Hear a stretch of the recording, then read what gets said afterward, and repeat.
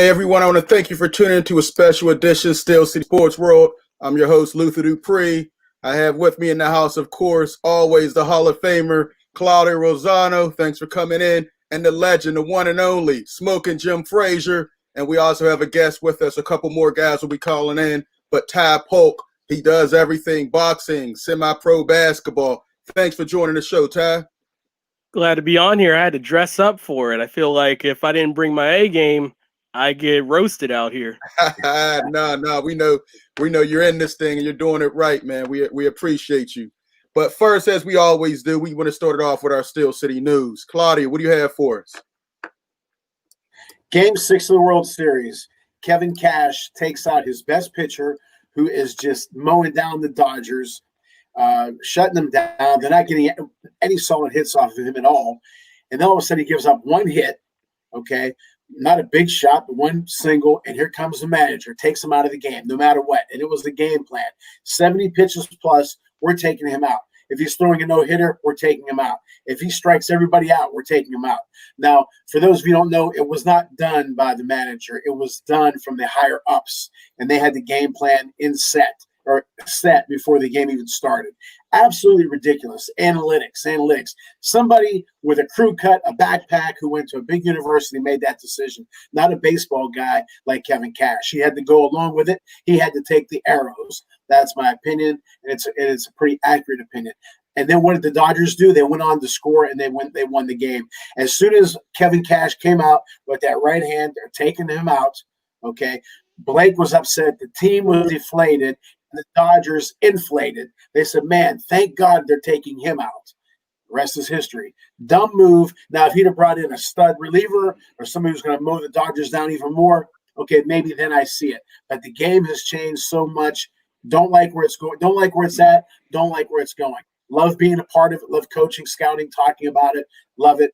But the actual game itself in 2020 is awful. And I don't know if it's going to get any better, to be honest with you. That was a dumb move, and they should give Kevin Cash and whoever pulled the trigger on that move a Dodgers World Series ring. Okay, yeah, definitely. I hated that move, Claudio. Great point. And now we're about to go. I'm going to put a disclaimer out. The words you're about to hear reflect Smokin Jim. They reflect my thinking, Claudio, Taz, or anybody else you're going to hear tonight. That being said, Smokin Jim, it's all yours. Hey, thanks, Lou. I got to give out a game ball to Robert Stonewall Spillane. I think Devin Bush just lost his job. I hate all discrimination, and I fight against reverse discrimination. There's 7 billion people in the world, and you mean to tell me the NFL can't employ one starting white cornerback? You mean to tell me the NFL can't have a backup white cornerback? A white cornerback on the practice squad? There hasn't been a white cornerback in the National Football League for over 10 years, and that's reverse discrimination. You know, there has been about, only about a couple of good black middle linebackers in the history of the National Football game, but they still want to shove these, Devin Bush and Jarvis Too Slow Jones down our throat. All the great middle linebackers in the National Football League has been white. Dick Buckus, Ray Niskey, Nick Bonacarni. Of course, I don't know if he was Italian or Hungarian. Yes, he was. Yes, he was. Jack Lambert, Chuck McNair. Robert Stonewall Spillane, if he was black, he'd have been a first-round draft choice. When Darryl Green caught Eric Dickerson from behind, it was shown 1,000,000 times. Robert Stonewall Spillane ran down receiver Willie Snead, and nobody's talking about it. You know why? Because he's white. Listen, Charles Barkley does not go to San Antonio when he's looking for beautiful women. And when I'm looking for a middle linebacker, I don't go to Kentucky or the Jets. If Averill Williamson beats out Spillane, it's reverse discrimination. Oh man, leave it to Smokin Jim to start some racial stuff. Jim, come on, man. He had a great game. He's a great backup. And he's doing his thing. He keeps getting 10 tackles a game. He's not going anywhere. They'll work Williamson in. I want to talk about a guy who catches nothing but heat since before he started coaching here. Mike Tomlin. I'm going to steal a little bit from Kelly Russell, the political assassin. You deserve credit. Mike Tomlin passed Tony Dungy as one of the winningest black coaches in the league. And where's Tony Dungy? In the Hall of Fame. Already, he's won more games. He has the same amount of Super Bowls and Super Bowl appearances. And all people want to do is run him out of town. Mike Tomlin, I hope he does go undefeated this year. I hope he gets number 7. He's doing a great job, but you won't hear it. They win a game. All you hear on these Yinzers is talking about, well, they should have done this and they should have done this. They're 7-0. Listen, there's no other team in the NFL doing what they're doing. Put some respect on Mike Tomlin's name. Stop disrespecting this man. All he's ever done is win. I'm tired of it. Give him his respect, man. I really appreciate what he's done for the city, how he's able to take average teams and make them better. Yes, everybody has some hiccups in the playoffs, and he's had his share, but he's also won us a Super Bowl, and right now it looks like he might get us another Super Bowl. So put some respect on Tomlin's name. All right, let's start. Ty, you want to add anything to what we were talking about? We hit a number of things. We didn't want to leave you out. Man, just fast hits right there. First of all, Smokin Jim, just to make sure that you got everything all good, Avery Williamson is going to be there for depth. Second, Claudio, I haven't coached baseball a minute. You're right. Analytics during the game is kind of insane, but I've always felt that analytics has a place, especially when you're trying to fill a roster out with cheap talent. You always need your big guys, your big guns, and they deserve all the money. But towards the end of it, you got to find guys that can do the most while you're paying them the least. And right, Luther, I agree with you for Mike Tomlin. That the game that had nothing to do with the World Series game. That was a bad move. Analytics, no analytics. Money, no money. That guy was pitching well and mowing down the Dodgers. Should have never taken him out. They overcoached, overanalyzed. Oh, I agree. But I'm not gonna say right there. It's just like feel the game. I was watching it too. Snell should have kept on pitching until he either gave up a home run or he loaded the bases. But in terms, I'm not gonna totally crap on analytics. You need it somewhat to fill out the roster because trust me, when I see two guys and I look at this one, if a guy can give me better stats and the things that I need for my team compared to another guy, and they're both cheap, I have to choose one. But you need, number one, though, you need to eat. But if you eat too much, you get fat. So you need analytics. But if you use them too much, you go home after the 6th game. And name me one team who used strict, well, besides the Astros, but I think they had some help with the garbage can. But name me a team who did strictly analytics that won. That's true. Got a point. You can't find one. You're right. I think analytics is ruining all sports, from football to baseball to basketball. It's you have to have people who never had their hands in the soil telling you how to run the game. Hey, I'm like Charles Barkley. It's a bunch of nerds who could never play sports, so they found a way to make themselves relevant. It's just stats. Right. Stats are good at a point, but not the only thing. You need stats. Yeah. Right. Yeah, but it can't be the whole thing, and I think that's where they've gone wrong with the game. But listen, and Scotty, and something like Smokin Jim, for example, he will look at a player and he has the eye test. He said that about Antonio Brown. He said it about numerous players on our show. He didn't ramble off a bunch of stats, didn't ramble off anything other than, I think that guy has it. He can play. And that's going – using the gut is gone. Okay, and I think the reason why is because when it fails, okay, they say, well, the book says to do that, or that's what the numbers told me to do. Okay, this way, if you go by your gut and you fail, oh, it was his fault. You used your – well, that's what it is. It's a crutch, and it's unfortunate. But. All right, real quick before we go, I do want to a lot of people haven't seen this Avery Williamson because he played for the Jets, and we know the Jets are absolutely horrible this year. But I did want to run a couple clips. You all briefly mentioned, we know Jim doesn't like him because he's a black linebacker, so he's not for him. But listen, I saw his highlights. He looks pretty decent. Not great, but he's a decent guy. He makes a lot of plays. He's not the biggest linebacker. But Jim, now what are your thoughts about it? What is your main problem, Smoker Jim? My main problem, other than he is from Kentucky, but my main problem is this. Listen, this boy was a beast for Tennessee when he played with the greatest defensive coordinator in NFL history, Dick LeBeau. Ray Horton is still piggybacking off of Dick LeBeau's greatness. But this is a guy that ain't been the same since he blew out his ACL. He blew out his knee. There's nobody that was avoiding him for the Jets. There was nobody throwing away from him, and there was nobody running away from him. Now, maybe it's because he didn't have a lot of talent around him with the Jets. We'll see. But he couldn't tie, Robert Spalin's shoestrings, man. Well, you see, they put Grant is on the IR, so they needed some depth, like Ty was saying earlier. I think he's a great move. You didn't have to give up a lot for him. He was doing nothing, and you might see him reinvigorated now that he has a chance to win. He goes to a winning culture, a great coach, and they have a great chance of doing some big things in the playoffs. I think we haven't seen the best of him. Like you said, he was great at Tennessee, had an injury. Sometimes it takes a while to come back. We may be getting lightning in a bottle. I like the move. I was impressed they didn't have to give up so much for him. So I like it. I think it's going to help out a lot. Anybody else want to add on that?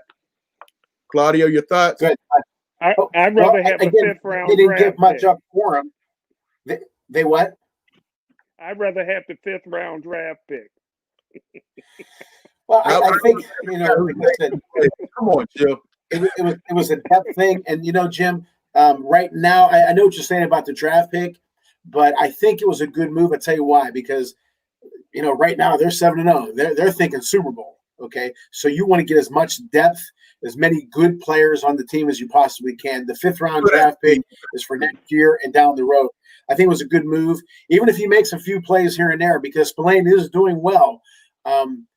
Everybody's kind of waiting for his bubble to burst. I don't know if that's going to happen. Nobody really does. But I think it was a good move to get him, even as an insurance policy. Mm-hmm. Well, all I got to say is I didn't like him taking a picture with Franco Harris's statue at the airport. I hate when a black man brown noses. Well, I want to at least shore up and make sure Smokin' Jim's a little happy, but I'm actually kind of surprised that they decided to go into 2022 for those draft picks, because I was hearing around that Williamson was originally going to go for a 7th in 2021, and I'm actually, yes, it's 2 more draft picks, but it's still 2022, and you have to remember the Steelers have a ton of unrestricted free agents going out there. You have to pay a ton of people, so I'm happy, especially after their first draft pick was in the 2nd round with Claypool. They really need the draft capital to potentially fill out a roster, because with COVID happening, they're going to have less money than they've always been against the cap, but it really seems like it's going to be dire straits, and the big 700-pound, $700 million gorilla in the room is Bud Dupree's next contract. Yeah, man. Yeah. All right, real quick, we got a first comment. Lee always comes in here with the hate against the Steelers. Easy schedule. Well, they played an undefeated team and beat them up, and then they got the Ravens as well. So between those two, there's only 3 losses between them. So go ahead with all that. Lee again playing JV teams. All right, Lee, man. Lee's going to keep coming with the hate, but I'm impressed about what they did. Our first topic of the day that we want to get to is, can the Steelers go undefeated? I'll let you go first, Smokin' Jim, and you could brief us on this. Everybody always say that losing is a habit, but so is winning. And the Pittsburgh Steelers is in a winning habit. It reminds me of 2004. Listen, the Pittsburgh Steelers are going to run the table. Claudio, as a coach, will tell you, when your team is winning, they practice better, they rehab better, there's excitement, there's enthusiasm. You can see that the team believes in Big Ben, who is actually the coach of the team. And I tell you what, I think this team will go undefeated, tie the 72 Dolphins, and then get beat in championship by Kansas City. Oh, man, there you go. You got to throw that one in there. I like their next couple games. I do see 2 hiccups possibly. Of course, we have a Buffalo on the schedule, and then, of course, Ravens will be looking for revenge, for that game that we just beat them. But I think we have the advantage. I really think we could run the table. I don't want to put the playoffs at risk, but I think we can go undefeated. I think Buffalo's come back to earth. I think the Ravens have kind of gotten exposed. You know, Lamar Jackson does not have a lot of receiver help. I don't like some of their play calls, and I think their defense, we can do some things against their defense. Ben exposed them in the second half, much like Kansas City did. Go ahead. Hey, Luther, did I say on Sunday that J.K. Dobbins was going to run wild? You said that, but you also said the Ravens were going to lose. We're going to win. So yeah, you're 1-1. Yeah. But yeah, you did. I didn't see that big rushing game, 200 yards. You called that, but you also called a Ravens victory. So I said 180. I said they'd get 180, and Lamar Jackson would have 50 yards easy by halftime. But they lost the game. You were right there, man. You were right there. I will say this: go ahead. that the rushing performance by Baltimore, it was the most yards given up by a Steelers defense since December 26, 1993. And because you guys are much older than I am, I wasn't even born at the time. I'm curious if you guys know who the running backs or who was the big runners for Seattle that day, because I don't know. 93. Well, Chuck Knox was coaching in that. Was it 93? Well, December 26, 1993. Was your boy still running the boy for Alabama, Luther? Alexander? Alexander, was it? Sean Alexander wasn't ready. Sean Alexander was probably still in like middle school or high school. Either. It wasn't Warner either. Kurt Warner. He was gone by then, right? Yeah. I think Warner was in the 80s. Yeah, man. We're Kurt with a C. You know this is Chuck still John L. Williams. Was it John L. Williams who was in the backfield? Or John L. Williams? Lee put in a name, Chris Warren. Was that Chris Warren? I have to look it up myself. Oh, okay. How you gonna ask a question don't have the answer, Ty? Come on, man. I thought you guys knew this because it's like you're older. You're the old heads. I should know it. 27 years ago. 27 years ago. I'm gonna trust Lee and say he says Chris Warren. I could buy it because he was on the team. Yeah, he was on the team for 7 years, 1990 and 1997. I think they have 9 games left. The games that I'm worried about Cincinnati, Cleveland, Indianapolis, Buffalo, and I'll throw you a curve, Jacksonville. Ooh. For some reason, I think Jacksonville is going to be a headache. Now they have 9 games left. I think that they have a legitimate shot to go 6-3.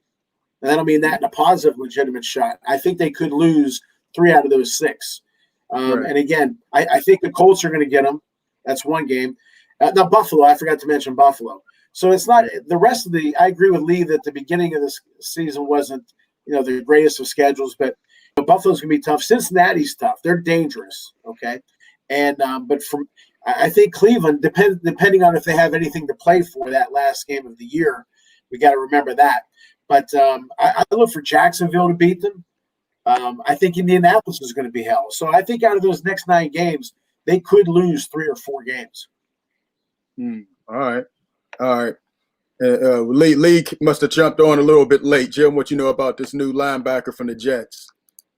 Yeah, I think Jim already said he doesn't like him. He wants a white linebacker. So he likes Spillane.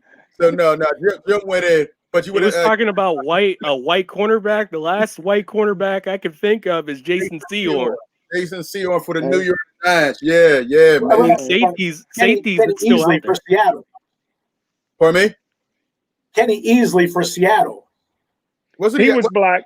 Kenny Easley was black. I know. Oh, I'm kidding.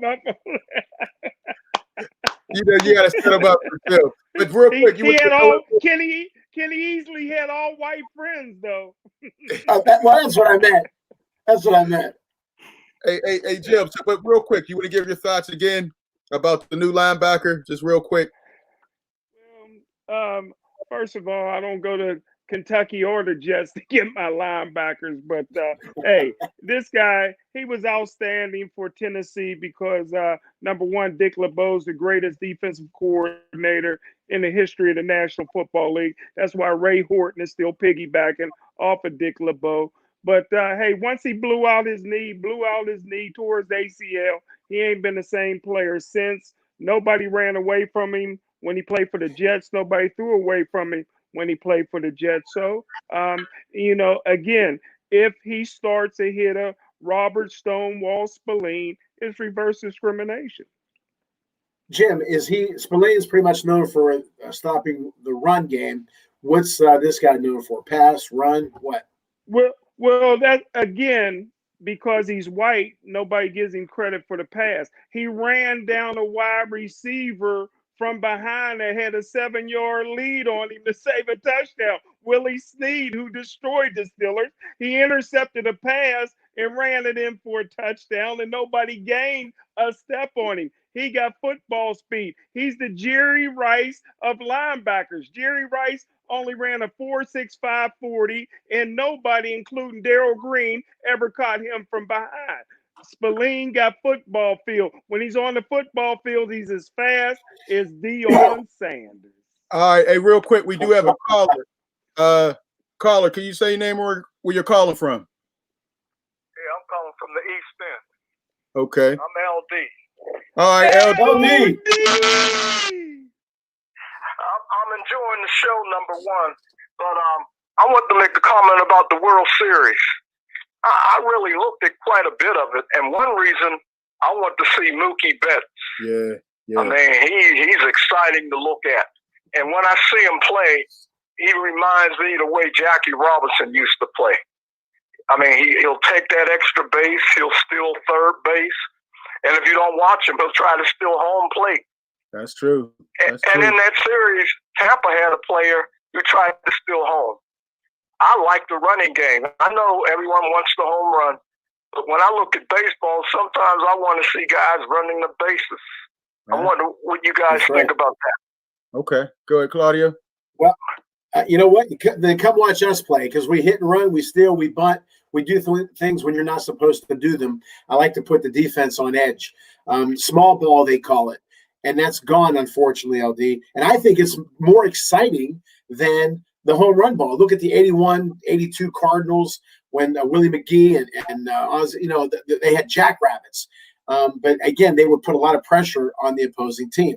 But now, they all go from the home run, strikeout, home run, strikeout, home run. They don't know how to bunt. They don't know how to steal. I'm with you. I like the stolen bases. I like the bunting. I like the fake bunting, the fake steals. It makes for more of an exciting game, but they don't do that anymore, unfortunately. And in your comparison, Jackie Robinson to Mookie Betts, I remember they used to say Jackie ran violent and he swung violent. He played violent, and that's what Betts does. I mean, he's very aggressive, and he's not a big guy, but he plays like he's 6'3". He's got all the tools, got the arm, the glove, the speed, hit for power, hit for average. And he's making the money to show that he can do those things. And he won a series. He's probably, everybody talks about Mike Trout, but Mike Trout's never played in the postseason. So you got to say Betts might be the number one player in the game. Okay. But how much is that more because of the Los Angeles Angels than Mike Trout? I'm not saying that it's Mike Trout's fault at all. I'm saying nobody knows who Mike Trout is. I mean, they know who he is, but you have to be in the postseason. Reggie Jackson had great career, regular season numbers, but where did he make his name? Mr. October. Like he used to call.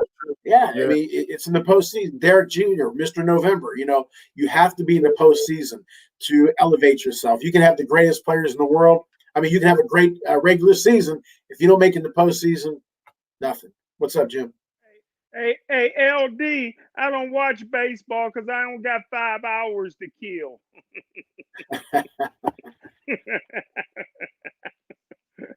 Just one more comment about baseball. What style do the Pirates play? Small ball or hit the home run? JV ball. They don't do well. Single A. LD, let me ask you a question. If you were to fight Mike Tyson straight up, okay, you against Mike Tyson, would you fight, as I say, mano a mano, or would you pick up a stick, pick up some dirt, hit him with some stones, right? You do something unorthodox. The Pirates tried to play everybody straight up, hit for hit, home run for home run. dumb. You don't have the ability of some of these other teams. You have to steal bases. You have to take some chances. You have to do something because you don't have. They really didn't have. I mean, they didn't have a great roster, but they should have been able to do something. Okay, the hitting. They take the worst swings in the game. I look at all this. They take the worst swings in the game. I won't go into the technique of it. Terrible swings. It's just, you say what style they play? No style.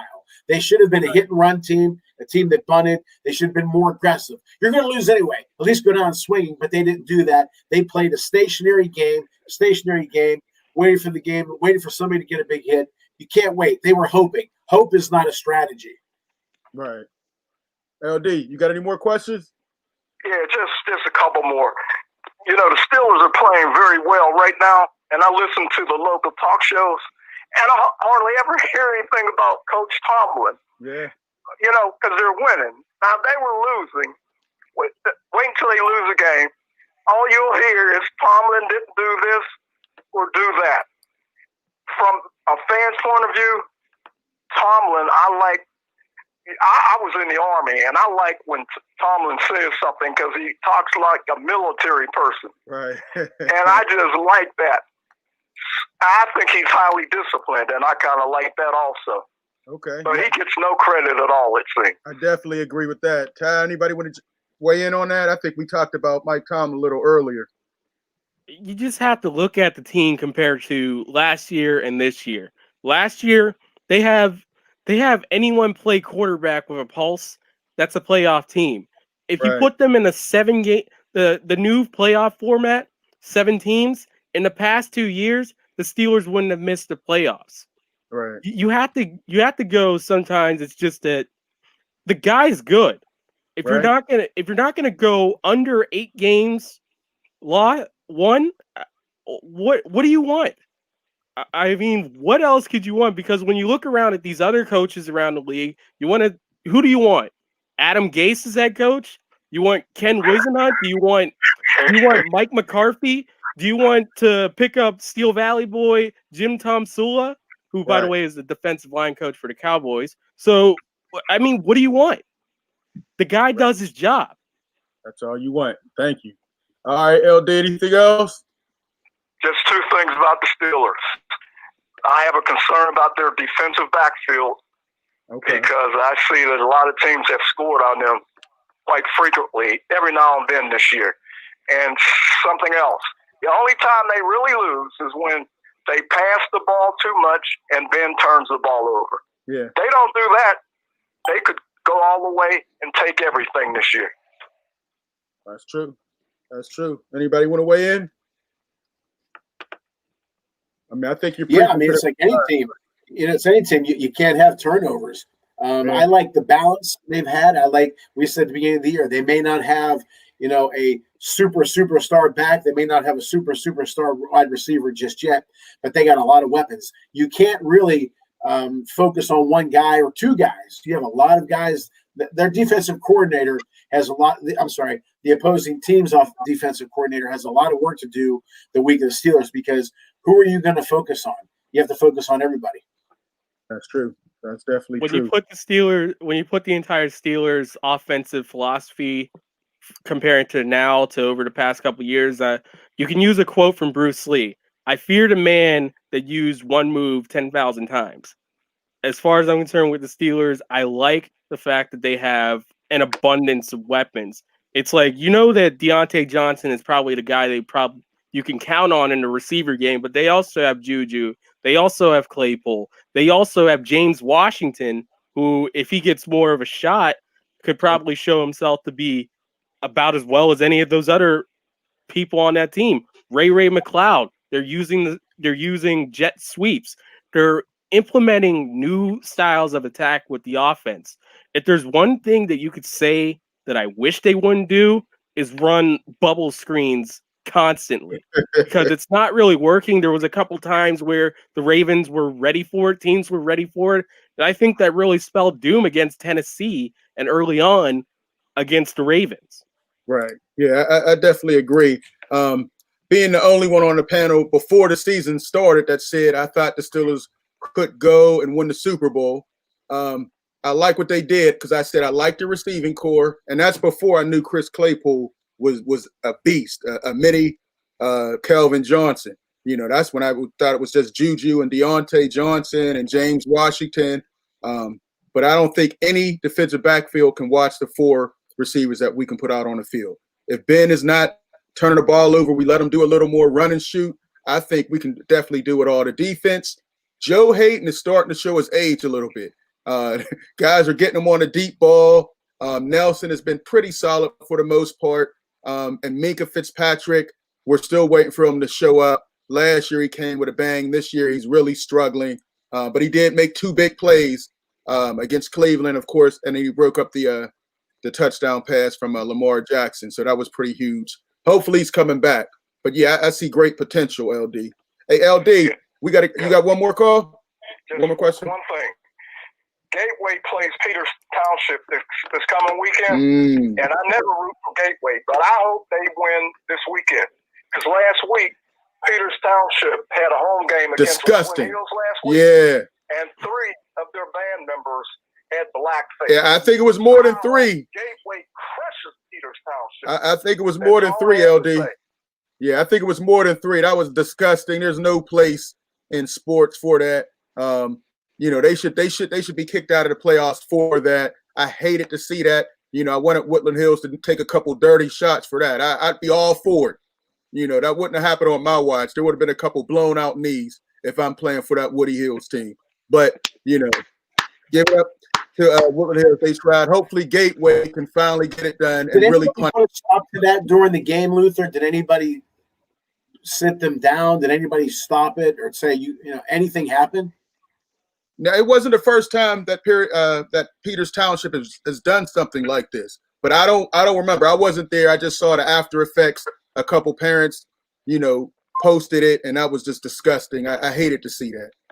It was primarily from the band. Yeah, it was. I don't think the players were involved with that. Pardon me? But I mean, were they allowed to play? Were they kicked off? What happened? It was the band mainly, right, Ty? It was all band. It was the band members from the photos that I've seen.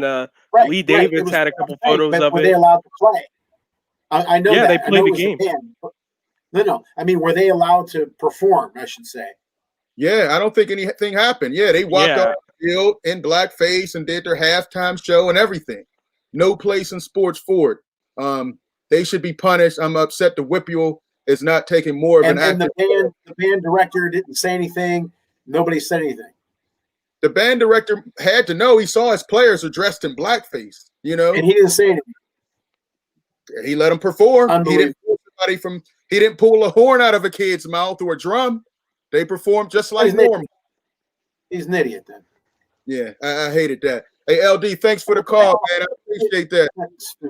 Go ahead. All right. But hey, Ty, why don't you weigh in on this? Can the Steelers go undefeated? I don't know if we got to you, did we? No, you haven't, and it's just that they can. Yeah, do I want them to? No, because that's just too much added pressure for the team, and I know they can handle it. But there are games. I think that Buffalo and even the Thanksgiving Ravens game could be won. But I will say this: do I think they can win the Super Bowl? Yeah, I actually think they phase out pretty well against Kansas City. I understand that it's a little bit different and it's kind of similar to what San Francisco brought to the table against Kansas City, but it's just for some reason I just think the Steelers are built a little bit more different than that San Francisco team. Okay. All right, cool. Let's get back to Lee. Lee asked Jim, do Gateway have a bye week this week? Nah.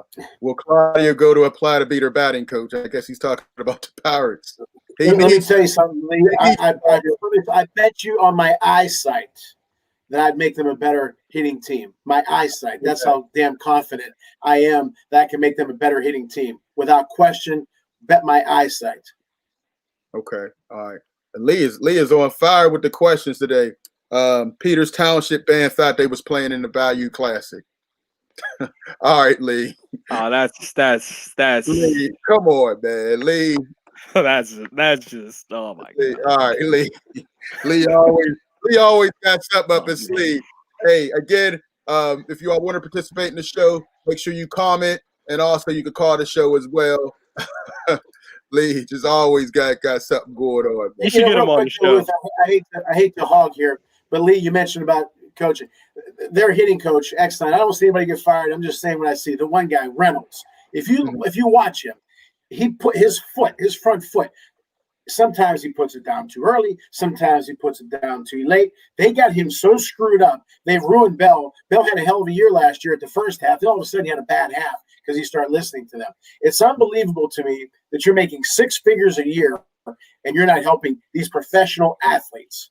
Okay, I understand the pitchers are good, but these guys have some ability. They have some ability, and you can't bring it out of them. It's really, I can see it. And you're with these guys. The batting coach is with them morning, noon, and night. The manager's with these guys morning, noon, and night. You can't see it. You can't fix that these guys have a hole on the outside part of the plate. You can't see them that they're pulling off the ball, flying open, their head's up here and the ball's down here. You can't see that. Unbelievable. Or if they see it, they don't think there's anything wrong with it. Unbelievable. All right. Let's go to the next topic. We'll start off with Ty. State of the NFL: contenders or pretenders? Who would you say are some of your contenders this year, or the usual side? We know the Steelers, but anybody else contenders?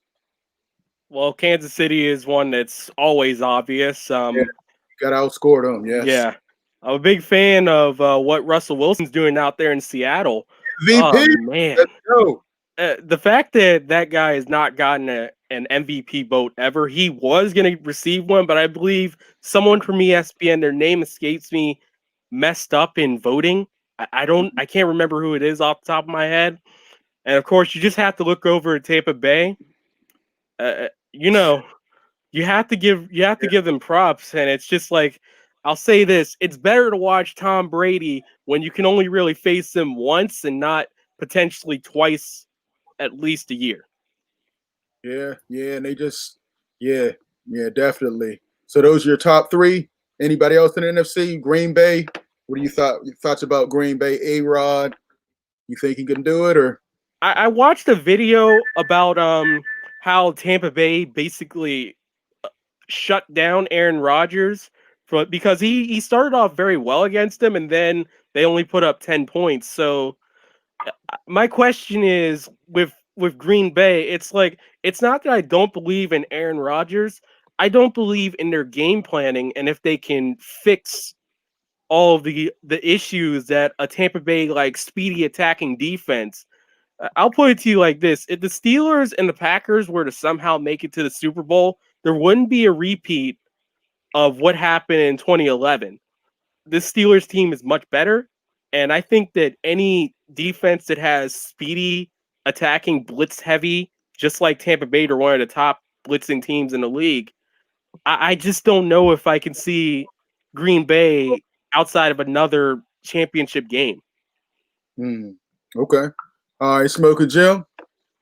Well, hey, Ty, in 2011, the Pittsburgh Steelers was much better than Green Bay in that Super Bowl, heavily favored. But Hines Ward and the boys wanted to spend all week in the strip club instead of focusing in on the game and end up getting beat.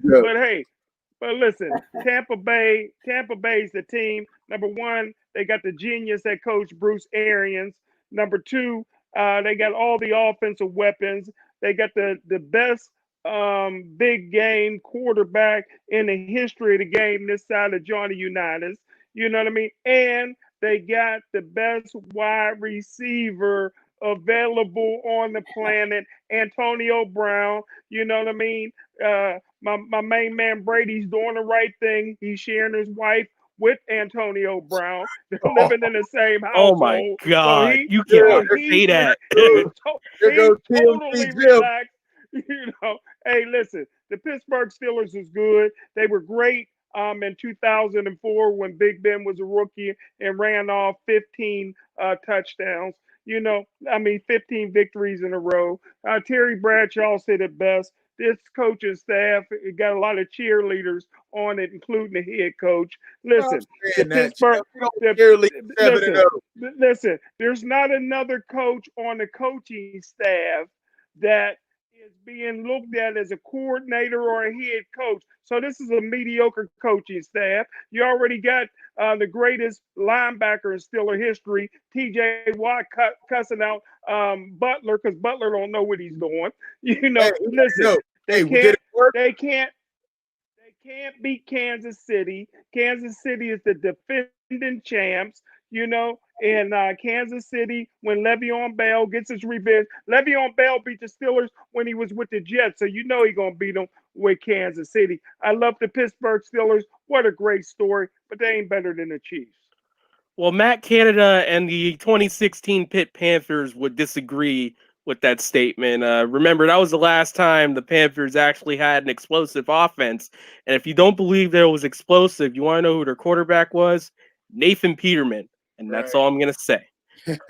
So I will say this. They have a guy that I think that I don't think he's been a coordinator in the pros, or he might have been in Baltimore. I can't remember back then, but I still think they do have a guy out there that has at least made the offense do something that isn't run the Wildcat with Jalen Samuels. Yeah. The offense has been, explosive at times, and I think they have. And I think as the season gets going and Ben, really hits his stride, they're going to be pretty impressive. Kansas City is the defending champion. Hey, Luther. Hey, Luther. What, Jim? I was impressed with the 64 yards at halftime that the offense put up against Baltimore. I was impressed with that.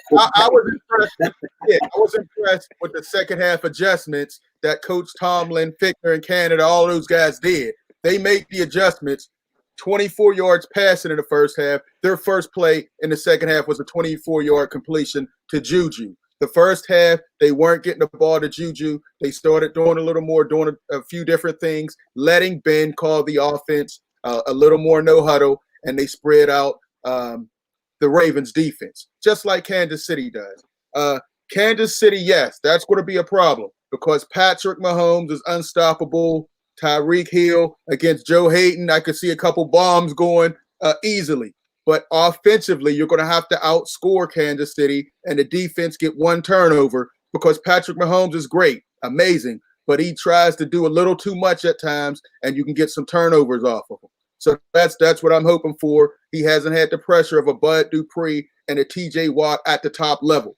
Hayward and Tuitt are also playing this year. So it'll be a good game, not looking past anybody else, but those are definitely the two top teams that I'm looking at.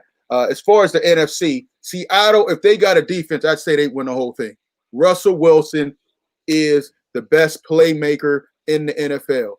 Patrick Mahomes may be the best quarterback. He has way more help, but I got to give it to Russell Wilson, man. He's turned DK Metcalf into a beast that I thought he would be when he was drafted. Kudos to him. They don't have a great running game. Lockett on the other side, but Russell Wilson, when he has the ball, you just know they're going to come down and score. Defensively, that's one of the worst defenses I've seen in a while. Maybe Adams, and then they got Carlos Dunlap from the Bengals. Maybe they can help, but they have a lot of defensive issues. But Tampa Bay, man, everybody came out of retirement. They took less money. They came off the suspension just to play with Tom Brady. So we'll see. Hey, we got my man, John came in. What's going on, man? What's going on, man? A little feedback. What's up? Well, you can jump right in, man. We only got a few minutes. We're doing the state of the NFL. Okay. What's your thoughts on that, John? Man, right now, as far as like the Steelers go? Yeah, as far as the Steelers, yeah. Man, they look good, man. They look good. I don't know if they'll go undefeated, but they look good, man. They're dangerous. They're winning games that they usually wouldn't win. They're pulling it out at the end. They're making big plays, man. It's good to see, man. But hopefully they can keep it up. Okay. Glad you could tap in today, man. I know you've been hitting us up online quite a bit. So we definitely wanted to bring you in, man. You can start us off with our next topic, Brady versus Belichick. Who was really responsible for those topics? Real quick, Luke, I got to head out. But I appreciate you guys having me on my show, on your show. My book is out, Lead from the Heart, Knock the Neck Out. And I'll see you guys. I apologize. Man. All right. All right, man. See you later. All right. You guys, Yeah. thank you. All right. Bye. Thanks, Claudio. But your thoughts, John, you have any thoughts on that? Brady versus Belichick, who you hold responsible, man? Brady's looking like the GOAT. Belichick, what are they, 2-5 now? Yeah, man. He doesn't have Brady. If they look good at first. Cam, he was doing pretty good, but you know how the NFL is, man. Once the teams start to figure you out, that one game when they figure you out, the next team they pay attention to that video, and then everybody else, the footage. They all watch the footage, man, and once they got you, they got you, man. It's hard to start over and switch to a new quarterback, and he was there for 20 years, man. You can't just erase what he done, and how that offense was catered to him, man. You can't. It's hard. I feel you on that, man. And the talent, the wide receivers are trash over in New England. I think I could kind of keep up with some of those guys. Nobody's getting open. There's no separation. Cam looks horrible. The offensive line's not blocking. It's like Belichick just wants to throw it in and maybe shoot for a Trevor Lawrence or a Justin Fields at this point. I'm thinking, man, because a lot of guys didn't come back, and he didn't really put a lot of talent around Cam. It was just a bad choice for Cam Newton to come back there, man. That's where I have to say, I'm sorry. We're gonna have to stop this now. Let me say this right now. I am not a fan of the New England Patriots. Okay, but you have to say that both of them were really the catalyst in how this franchise, and I'll say it goes in two parts, because everybody forgets that the New England Patriots made the Super Bowl during the 95 season. So when Tom Brady first came in there, he was actually dealing with a team that was basically Belichick, even though the coach before that was Parcells, but it was Belichick's defensive scheme, and then Tom Brady was asked to be a game manager. If you think before Randy Moss, before Wes Welker and all that stuff, Brady never had exactly the creme de la creme of offensive talent. He had guys like Jermaine Wiggins, Deion Branch, David Givens. He's always been able to work with less, but man, when he does more, like he did in the next decade, he was able to do a ton. So you have to look at it like this. They got bailed out a couple times by Adam Vinatieri, the greatest kicker of all time. But there was some things you have to say that these two together were an unstoppable force. You cannot discount Bill Belichick's coaching style, because you don't win 6 Super Bowls with talent. At one point, you got to coach something. All right, Smokin' Jim, what's your thoughts, man? Well, all I know is this. Tom Brady's the greatest quarterback of all time. Hey, listen, Bill Belichick, we've seen him as a head coach before. He was a head coach in Cleveland, couldn't win. Cleveland fired him. His first 2 years in New England, he had a losing record until Brady got the quarterback job, and the rest of history. Listen, he's proven it this year. Hey, Belichick can coach defense. Belichick, but he needs that leader. Brady is the greatest leader on any team sport this side of Ray Lewis. Brady, when you got a Tom Brady who's sacrificing his salary and who has that leadership in the locker room, who can deal with a guy like Belichick that treats him in team meetings like he's a JV quarterback, you know what I mean, and never responds, that's a true leader. Listen, Tom Brady's going to go down as the greatest. Belichick's going to go down as great, but we know the resume that Belichick had prior to Brady and post Brady, and it's all been a losing, head coach record. Yeah, I kind of think it's so much Brady. I mean, you look at the way he changes cultures. Tampa Bay never won anything. Now they're one of the favorites to go to the NFC. Guys come out of retirement. Leonard Fournette takes a minimum contract just to play with Brady in hopes that he could go to the championship. I think Brady gets a lot more credit. Belichick, You know, he was solid the first couple years, like Ty said, where Brady had to learn how to be that franchise. It's all on you quarterback. Before that, like you said, they relied on Ty Law and all those guys defensively, and they also relied on a lot of the video cameras and the cheating. But after that, Brady started going and started doing his thing. So we'll see. I think it was a lot more Brady than people want to announce. But real quick, we only got a few more minutes, and we have one more topic we wanted to get to. I'm gonna start it off with Smokin' Jim. Smokin' Jim, where you at on this? Mike Tyson, Roy Jones, garbage, exciting. What are your thoughts, man? Man, I hope they fight till they 75, man. I'm enjoying it. I can't wait. Both of them are getting in great shape. Hey, listen, man. You know, if one of them dies in the ring, hey, listen, at least you're dying doing something you love to do. You know, what good is a warrior without a war? And these guys cannot live their life as a regular civilian. They have to be in that ring and banging on one another. So hey, you know, I wish them the best, but you know, people are worrying about their health and worrying about whether they're going to die in the ring. That's the last thing on my mind. Of course. All right, Ty, what's your thoughts on that, man? I'm just happy to have something, man. It's exciting because, I mean, it's two greats at what they do, and it's like I've never seen Mike Tyson fight. It's like I was too young, and of course we weren't going to pay for the pay-per-views, but I will be watching this. And Roy Jones, I mean, also too broke for pay-per-views, but you know his greatness. So, and I just feel like it's like a train wreck. It's like a dumpster fire. So you just got to see this. It's just one of those things you got to go, you know what?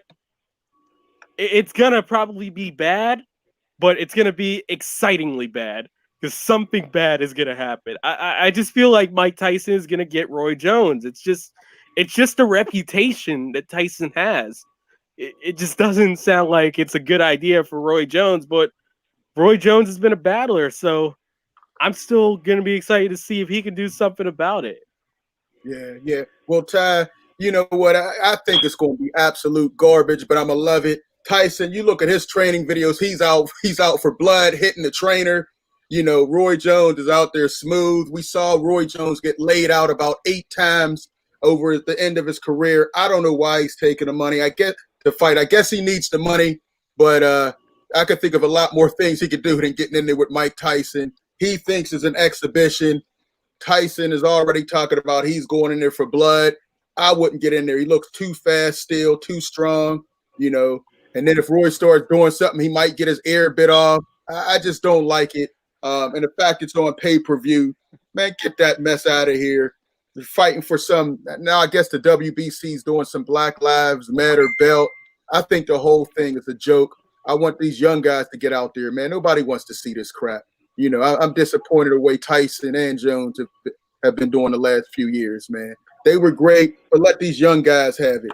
But at that being said, it's probably going to be the most hype fight of the year, you know, pretty much. But Sean, what you think about this, man? Man, I'm excited to see it, man. You know, I want to see what Mike Tyson still has. I want to see if Roy Jones, you know, has anything left in the tank. You know, at one point, you know, he had a great chin, but once he started getting knocked out, man, I mean, he was dropping hard, and like some no-name guys were knocking him out, just like Tyson at the end of his career too. But Tyson, man, I'm excited. At the end of his career, yeah, you're right. Yeah, I'm excited to see it though, man. It's going to be, you know, it might not be like a very exciting fight, but I think it's going to be entertaining, man. Maybe I don't want to see Roy Jones go down again, man. I've seen him too many times towards the end of his career just get absolutely destroyed. And, you know, I didn't really much want to see that too much, man. But we'll see. And Jim, now we know the trainer he's training with, Yan Keller. You think Yan Keller could just what'd you say? Say that again. You know, you say about Yan Keller? With Yan Keller. You know, you think Yan Keller could get it or what? Yeah, I just talked to Tommy Yan Keller last week, and He said they're busy as ever. The training's going well. He's pulling in a lot of different sparring partners. And, Tommy Yankello don't know nothing about exhibitions, man. He's a prime time guy, too, man. So these guys got some trainers that's really getting them ready for war, man. So I love it. Like I said, professional athletes, in my opinion, are a piece of meat, and they're there for my entertainment. As you always say, man. Hey, we're almost out of time. Real quick, John, I'm gonna let you. You didn't get a chance to talk about as far as the Steelers being undefeated.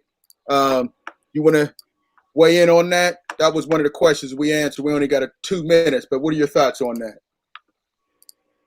Yeah, I don't know if they can go undefeated, but I don't think they will, man. It's just, to me, it's too hard to do today, man. Like any team can beat you. Just like this week, we better not sleep the Cowboys, even though, they've been doing terrible. They're a professional team, man. And any team can beat you. You can lose any given Sunday. Anything can happen. Injuries happen. We better not take any game lightly, man. We better play hard. We better play like we're playing another undefeated team. We better go out here and put these guys away early. Yeah, I definitely feel you on that. We don't need to give them no confidence. Just get them out of there. They're losing. They're quitting on their coach. Guys are getting knocked out. They're not even standing up for their own teammates, man. Don't give them no kind of hope. As long as Ben is not out there trying to do too much, turning the ball over, I think we could do it. They have Ben DiNucci. He's from around here, right, Smokin' Jim? Yeah, he's not going to play, though. They got 2 practice squad quarterbacks. Whoever wins that battle is going to start this week. Man, so it looks like a whole lot of Wildcat. Maybe we could eat off of those quarterbacks. I'm hoping. I hope they don't take them too lightly. Ezekiel Elliott has been fumbling all over the place. Looks like he doesn't want to be there right now without his boy Dak. So, I'm liking where we're at, man. But, guys, I want to thank everybody for coming on, man. We really appreciate it. Ty, John, we want y'all back as much as possible, man. Your sports, and we just appreciate having you guys on, man. Smokin' Jim, you know how we do it. We always get it in. I want to thank Lee and everybody else for all the input. And on that being said, we'll check you out next week. Check out the website, scsportsworld.com. Peace.